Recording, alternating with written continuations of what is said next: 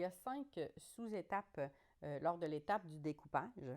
Alors, la première étape, c'est l'étape du découpage de l'objet en lui-même.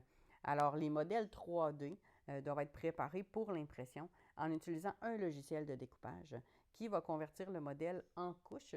C'est ce qui s'appelle le découpage de l'objet. Donc, le logiciel va déterminer le nombre de couches, l'épaisseur, etc. Et il va aussi, le logiciel de découpage, transformer le fichier en G-code. Le G-code, c'est le langage que l'imprimante comprend. Donc, le G-code sera un petit peu plus détaillé dans le cours à ce sujet. Ensuite, il y a la disposition de l'objet sur le plateau virtuel. Donc, à cette étape, il est nécessaire de placer l'objet dans l'espace virtuel de l'imprimante représenté à l'écran.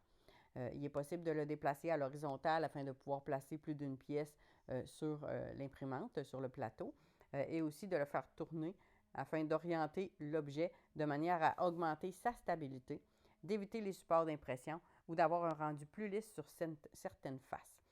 Ces aspects vont aussi être détaillés dans le cours sur les paramètres d'impression. L'étape suivante, c'est la définition des paramètres à utiliser. Donc, c'est lors de cette étape qu'on peut définir les différents paramètres à utiliser lors de l'impression, c'est-à-dire la vitesse, la température, le taux et le motif de remplissage, etc. Donc, les aspects vont être détaillés un petit peu plus dans le cours sur les paramètres. La dernière étape, c'est l'étape de production des supports d'impression et des guides. Donc, les supports d'impression, c'est des parties supplémentaires qui sont imprimées par l'imprimante afin de supporter une pièce qui est suspendue et qui devront être enlevées lors de la finition.